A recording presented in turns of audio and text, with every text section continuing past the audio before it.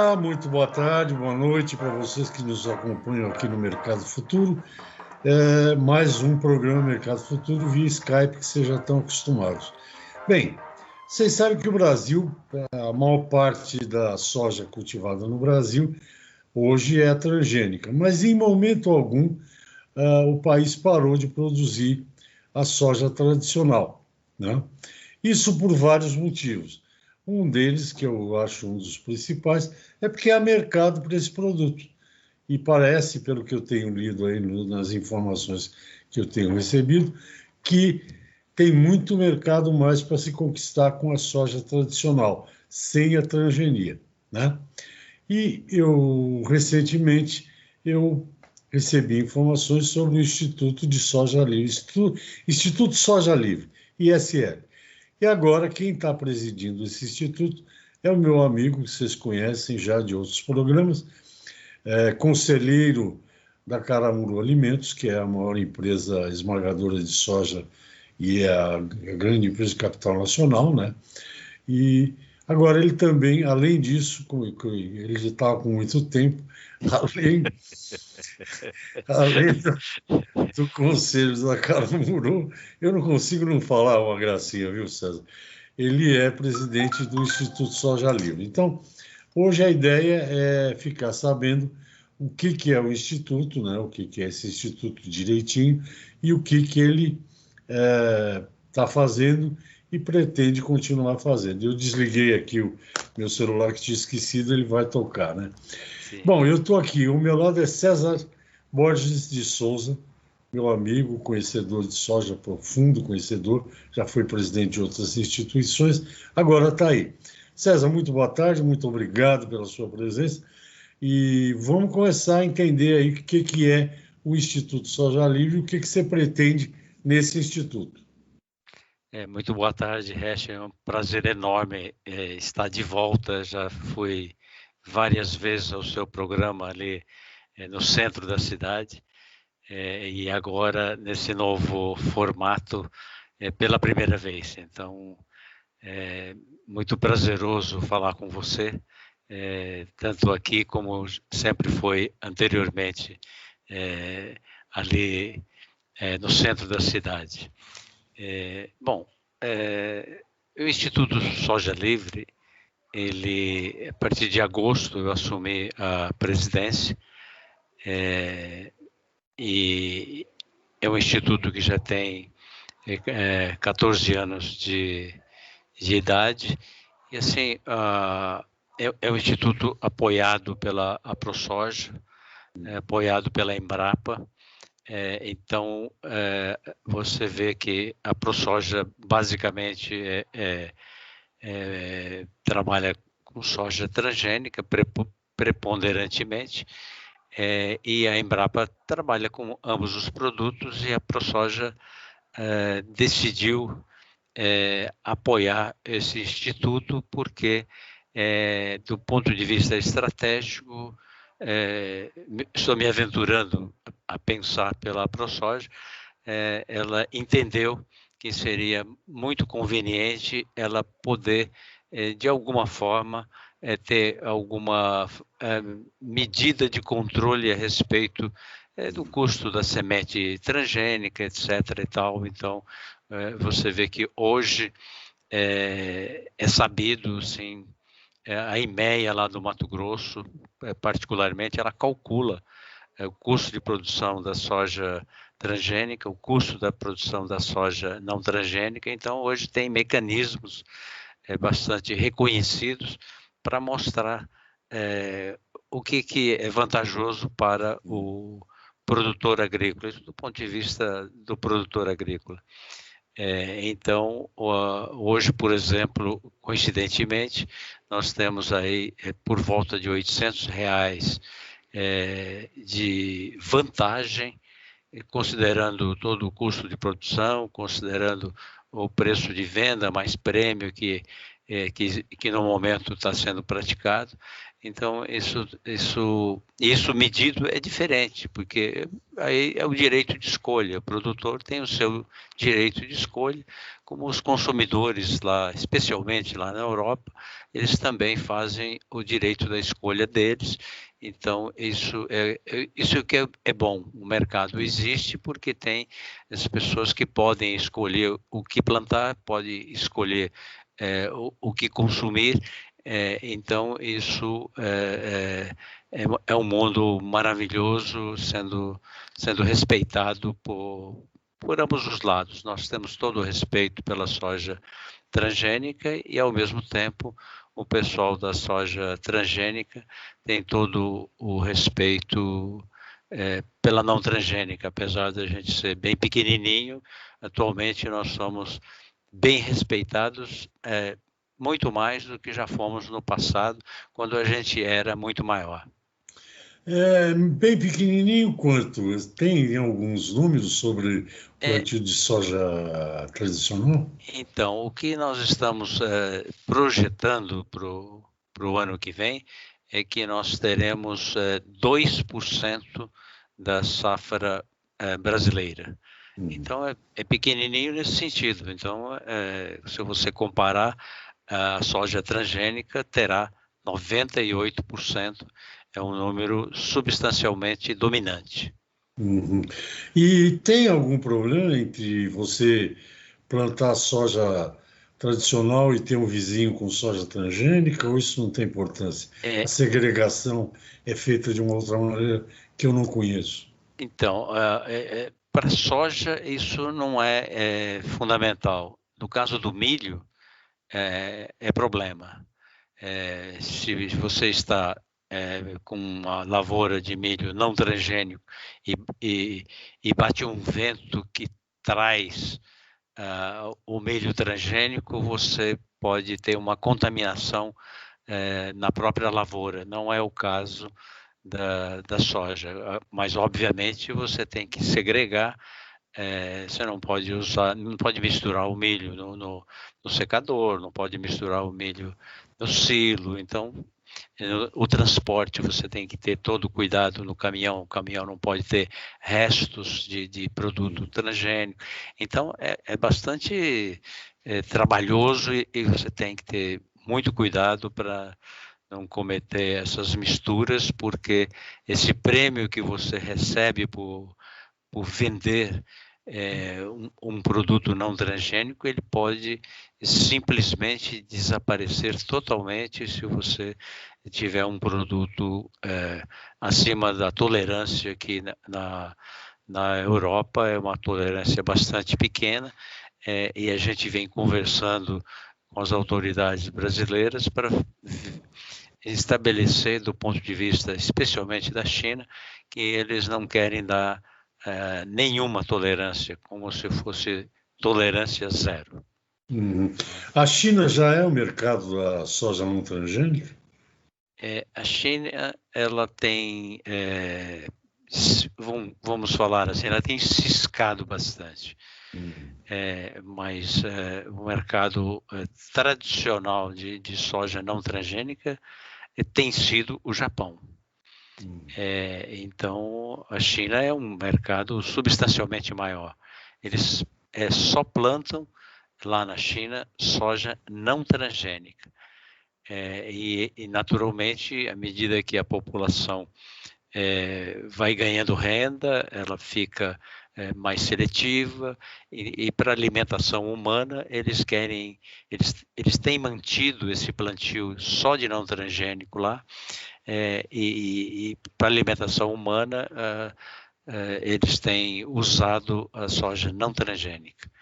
Porque eles compram para animal, eles compram do Brasil, dos Estados Unidos, então a maior parte é transgênica, né? Exatamente. Do Brasil, basicamente, eles só compram transgênica. E volumes, assim, gigantescos. Bom, quem tem bastante dinheiro, eu imagino que compre soja de vocês, tipo Noruega, Dinamarca, Suécia, Alemanha. São esses os grandes clientes hoje, não? Então, hoje nós temos associados no Instituto Soja Livre, em Copa e a Caramuru, que, em conjunto, devem abastecer, digamos, aí da Noruega, talvez uns 60% a 70% da exportação brasileira para lá, que o Brasil é um líder mundial nessa exportação de proteína concentrada de soja, que é um produto que tem mais que 62% de proteína e é utilizado complementarmente para se juntar à farinha de peixe e alimentar os peixes maravilhosos, saborosos, que a Noruega produz também. A Noruega, além disso, produz outras coisas, mas me diz uma coisa, só para eu entender melhor. Como é que é a indústria? Você, por exemplo, a Caramuru e a Incopa, vocês têm um protocolo especial para fazer essa segregação? Ou seja, você tem que ter um armazém só para soja não transgênica. Um caminhão que tem que ser muito bem limpo. Sim, só para entender melhor. Você tem que ter todos esses controles em vários pontos. E agora nós temos também dentro do Instituto sementeiros. Então, tudo começa com a semente. Se você plantar uma semente que tiver uma mistura de transgênico, você já vai produzir um produto misturado. Então, a gente tem dentro do nosso Instituto sementeiras que fazem a segregação também, e elas conseguem produzir, já tem bastante tradição. As empresas que já vendem esse produto não transgênico já estão instaladas há mais de 20 anos, então já é bastante seguro do ponto de vista de você ter esse padrão definido. Tem controladoras que também fazem parte do Instituto Soja Livre, e essas controladoras elas são contratadas tanto pelos nossos clientes quanto pelas nossas indústrias. Então, a gente se sente bastante seguro em fazer o que a gente vem fazendo. Olha, eu adoro essa história. Nós vamos a um pequeno intervalo, tem muita coisa para falar. Nós vamos a um pequeno intervalo, gente. Eu converso com o presidente do Instituto Soja Livre. Se vocês não conhecem, não sabem disso, vão ficar sabendo aí, já estão ficando, vocês estão aprendendo como eu. Nós vamos a um pequeno intervalo, César, e voltamos rapidamente. Até já.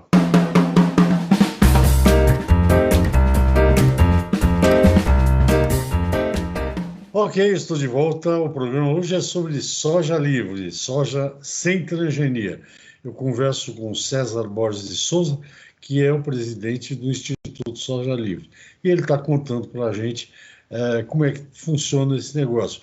Porque, segundo os dados que ele falou no primeiro bloco, 98% da soja plantada e colhida no Brasil é transgênica. 2% não é. Mas esses 2% tem um valor maior, valor agregado maior, aquela história que você já conhece. Quando você vai, é importante falar bastante dessa coisa da segregação.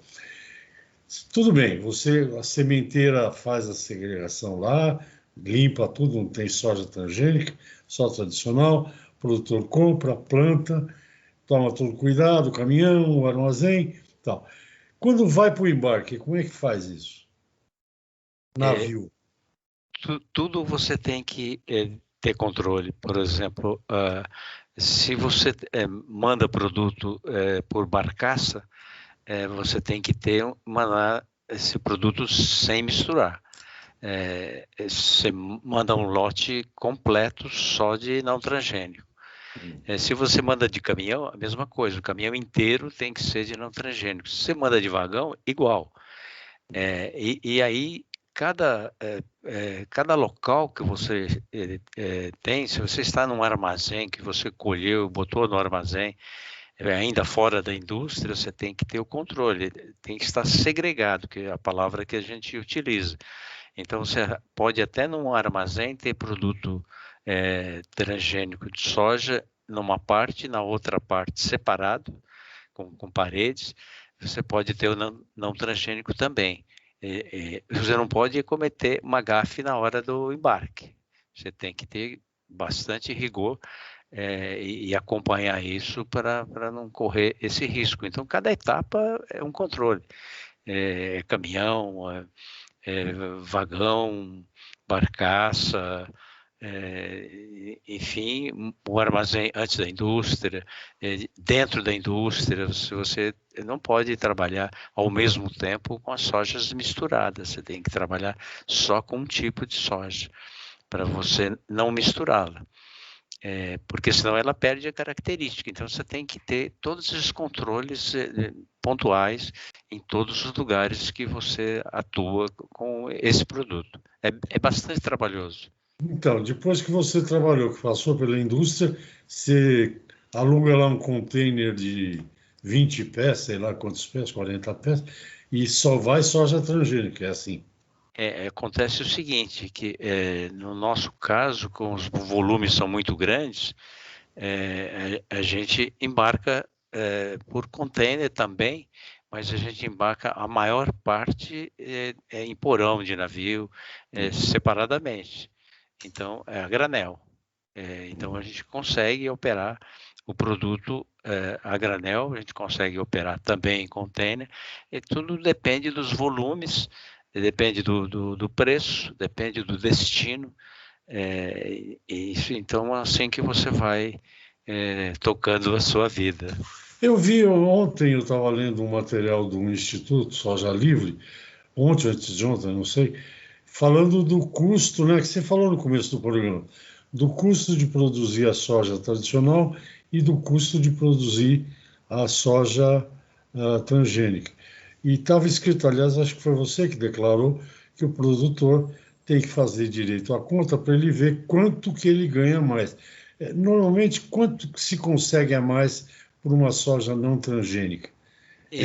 É Chicago mais um monte de coisa? Como é que é Chicago, porque aqui no Brasil, quando você vende a soja transgênica, que é a mais comum, você tem que ter o Chicago mais ou menos alguma coisa, porque o Brasil pode ter um prêmio em relação a Chicago, mas também pode ter um desconto. Isso depende do momento, depende se aqui é colheita, ou se é colheita nos Estados Unidos, então depende do custo dos fretes, então depende de tudo isso. E no caso do produtor agrícola, vai depender de mais coisas ainda, que são os fretes para os portos, e o custo portuário, etc. e tal. Então, é toda uma decomposição. Então, essa conta, hoje, ela está bem normalizada, porque o IMEA, no Mato Grosso, ele faz essas contas, e isso já é uma coisa mais ou menos reconhecida. Então, o produtor ele tem menos trabalho nesse aspecto, ele precisa saber, fora essas contas, o que tem. E aí tem um prêmio, o prêmio é X ou é Y.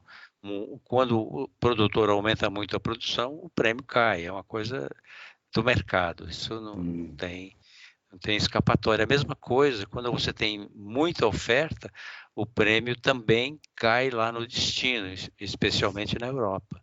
Então, você vai regulando. Então, quando o prêmio fica muito ruim num ano, no ano seguinte a produção vai cair, porque aí o produtor fala, não vou plantar mais, porque na hora de vender o prêmio está essa porcaria. Então, aí ele deixa de plantar, aí o prêmio vai nas alturas, aí ele fica enlouquecido, por que eu não plantei? É muito difícil. Esse ano não foi com soja, não sei se com a soja tradicional aconteceu. O pessoal que vendeu antecipadamente a última safra de soja e tem esse outro detalhe. Vendeu por R$ 90 a saca, porque era um preço maravilhoso. Só quando ele foi entregar, se ele olhava para o terminal, que nem eu estou olhando para você agora, e via lá 160, ele chorava, né? Então, Mas já houve época, Reste, no passado, que os produtores deixaram de cumprir os contratos. Sim. Isso causou bastante problema a ponto das indústrias, das trades, se sentirem ameaçadas de praticar a política de financiamento. Felizmente, isso é uma questão superada. Este ano, muitos produtores viram essa diferença e honraram seus compromissos, porque o produtor, quando ele vende, ele assumiu um compromisso. O comprador, quando compra, igual. E o preço subiu em Chicago, poderia ter caído. Então, você tem que estar num mundo de confiança. O meio fio do bigode tem que... porque a justiça lá atrás, ela, às vezes, o juiz entendia, achava que as empresas tinham mais conhecimento do futuro do que o produtor agrícola. Não é verdade. A Bolsa está aí para todo mundo olhar o que está acontecendo. Agora, saber o futuro, entre aspas, ninguém sabe. Né? Me conta um detalhe. Na exportação de café, o frete é responsabilidade do comprador. Como é que é na soja? Bom, na soja, eu não sei todas as operações, mas na soja transgênica, até onde me consta, a maioria dos contratos são FOB portos brasileiros.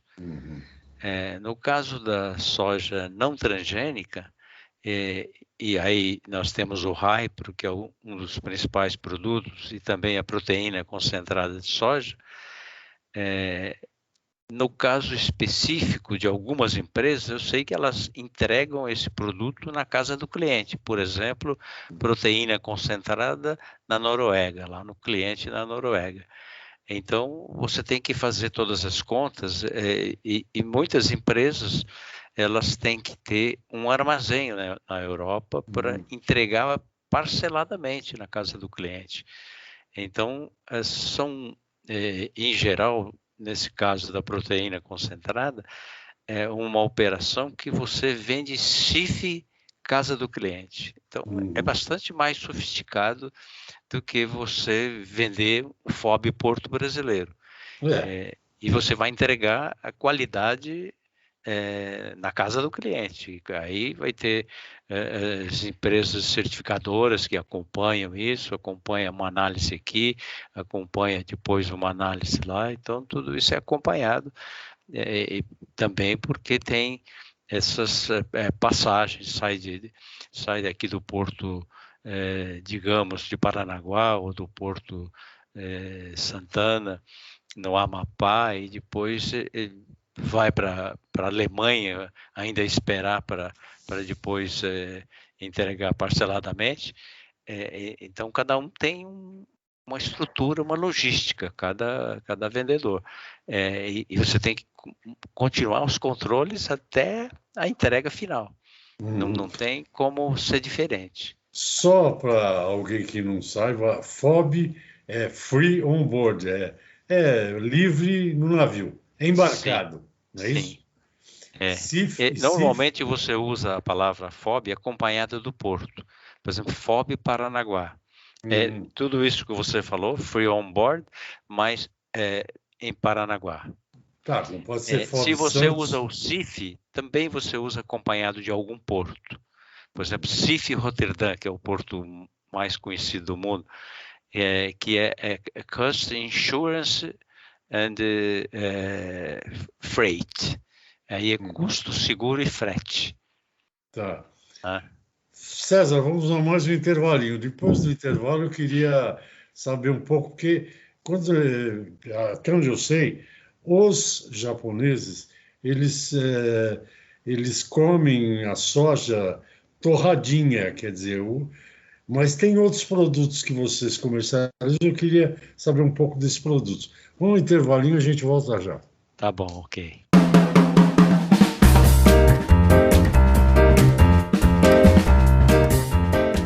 Ok, estou de volta. Agora a conversa é o último bloco. Eu converso com o presidente do Instituto Soja Livre, César Borges de Souza, também do Conselho da Caramulo Alimentos.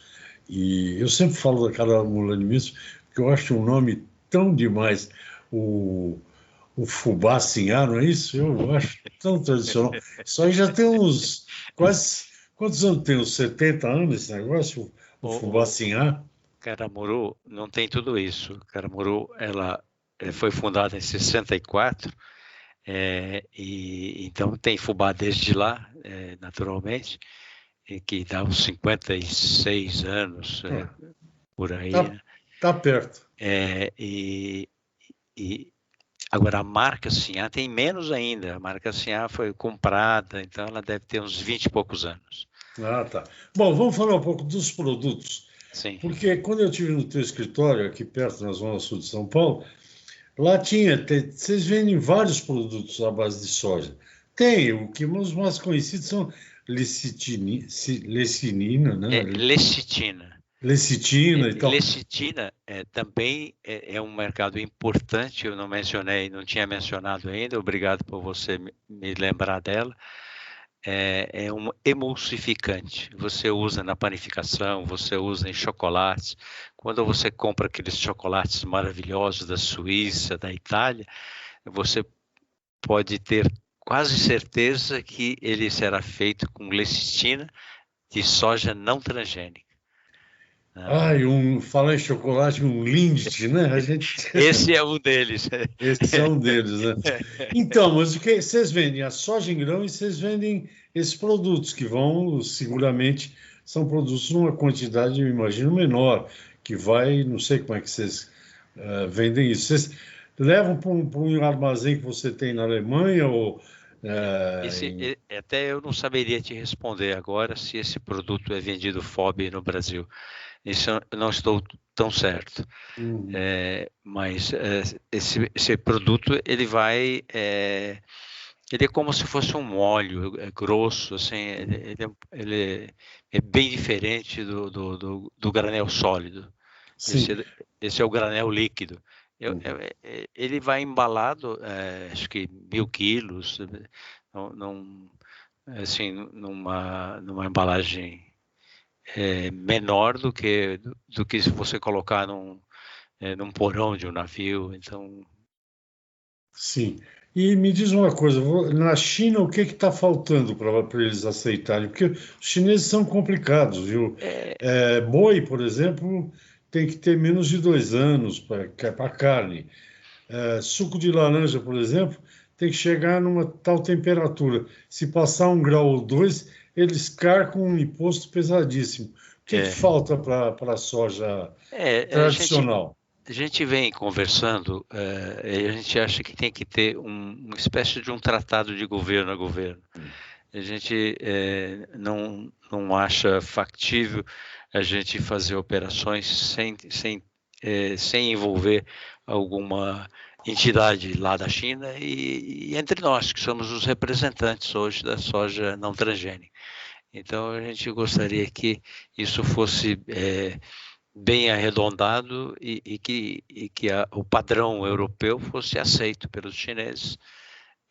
E, obviamente, a gente gostaria de praticar prêmios da não transgenia, que isso, normalmente, os compradores acham que a soja não transgênica já está disponível para só chegar e fazer o cheque, não é bem assim. Ela não está disponível, ela tem que ser organizada. Normalmente você não vai ter soja disponível não transgênica, diferentemente da soja transgênica, que ela, por se tratar de uma commodity, ela sempre terá disponibilidade, e é mais fácil você trabalhar desse jeito. Agora, no caso da não transgênica, você tem que organizar isso para o ano seguinte, preferencialmente antes de ser plantado aqui no Brasil. Então, preferencialmente não só para o ano seguinte, mas para dois anos Uhum. futuros, para você ter previsibilidade, para organizar a produção da semente. Então, a coisa é bem mais trabalhosa. O que eu li, César, que eu acho super importante, eu não estou me atendo aí a 2%, contra 98%, nada disso. O que eu acho super importante, queria que você falasse um pouco sobre isso, são dois fatores. Primeiro, a Embrapa continua desenvolvendo sojas tradicionais. Veja se eu estou errado, você me fala. E o interesse dos sementeiros, quer dizer, porque isso é a base para um Sim, mercado que sim, você sim, tem e que é muito importante. No que eu li no material que veio do teu instituto, essas coisas me chamaram a atenção. Tem sim, gente que está sim. firme aí fazendo pesquisa. Eu acho que É, esse é o nós, ponto. nós temos já o apoio da Embrapa na, na, na oferta de sementes competitivas, porque um dos problemas que nós tínhamos é que o pessoal da soja transgênica, como tem volumes maiores, tem mais, eles cobram royalties, então tem mais vantagem econômica nesse aspecto, né? Mas a gente tem tido o apoio da Embrapa e já está sendo lançado sojas precoces, sementes de soja precoce, porque hoje, com o produtor muito motivado a plantar soja e milho e algodão, fazer 3 safras e coisa desse tipo, ele precisa de janelas curtas.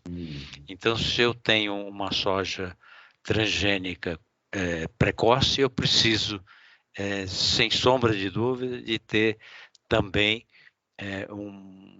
uma semente não transgênica precoce, do mesmo período de plantio e colheita, para poder motivar os plantadores, porque eles querem, na janela, que é sempre apertada, plantar depois o milho, especialmente nesse momento que o milho tem pago preços assim muito interessantes.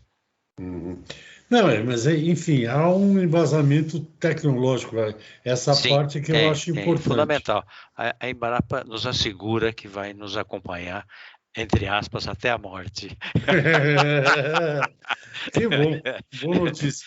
Só para a gente concluir, nosso tempo está acabando já. É, esses, esses mercados, normalmente, por exemplo, quando alguém do exterior, né, vem comprar carne, ou vem comprar café, ou vem comprar algodão, eles vêm ver como é que é feito isso. No caso da soja tradicional também vem missões, digamos assim, olhar como é que vocês fazem isso. Também a gente recebe visitas. O pessoal também vem olhar o plantio, mas é diferente, porque quando eles visitam o plantio, eles não estão visitando a fabricação. Então, eles terão que vir em épocas diferentes para Uhum. poder fazer esse olhar do campo e olhar na indústria. Então, não ocorre ao mesmo tempo. Eu Tá? acho interessante uma coisa que o ex-secretário da Associação Brasileira das Indústrias de Óleos Vegetais, a Biov, nosso amigo Fábio Trigueirinho, dizia para mim quando eu trabalhei lá também, né? Bom, onde eu não trabalhei, né? Ele dizia que ele achava que a soja não devia ser chamada de oleaginosa, mas de proteaginosa, Sim, é porque porque o a teor de soja brasileira proteína é é muito maior alto, que o né? teor de óleo. Tem mais proteína que óleo, né? É isso que os europeus ficam de olho comprando para alimentar os franguinhos deles lá, né? É, É. é difícil, porque o europeu ele tem uma outra postura, né? Ele quase que o agricultor da Europa é um funcionário público. Então é diferente aqui no Brasil. Aqui é que você vê esses mega produtores, empresários, que a gente tem que tirar o chapéu para eles. E cada vez eles dependem menos do governo. Antigamente tinha o financiamento da safra, hoje já não é nem tão importante quanto já foi no passado. Ainda bem, eu acho. Sim, claro, claro. Governo mais atrapalha do que ajuda, mas isso é uma outra questão. Nosso tempo está acabando. Eu deixo você com as palavras finais aí, se você quiser dizer alguma coisa. Então, eu acho que, como você me deu essa chance, nós temos que reconhecer a competência da Embrapa e até fazer um agradecimento aqui pelo seu programa público de que a pesquisa e a tecnologia, nós sentimos muito importante esse, entre aspas, guarda-chuva que a Embrapa vem dando a nós, e a mesma coisa eu posso dizer dos agricultores, aqueles que ainda mantêm o olhar, apesar que eles não fazem isso tão de graça, porque eles fazem a continha e quando sobra 800 reais por hectare, eles sabem que é uma fortuna. Então, mas parabéns que ele ainda olha para isso e ele leva em consideração esse mercado tão diferente, é um nicho, e também os nossos clientes finais lá da Europa que têm sido fiéis, e esperamos abrir novos mercados na Ásia também. Eu acho que e a oportunidade que você abre para a gente falar um pouco desse nosso tema tão menor assim comparado com os gigantes, mas que tem sido importante para os agentes que estão aí envolvidos.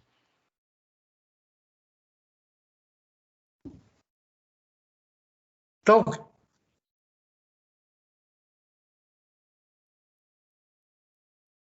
ok, César.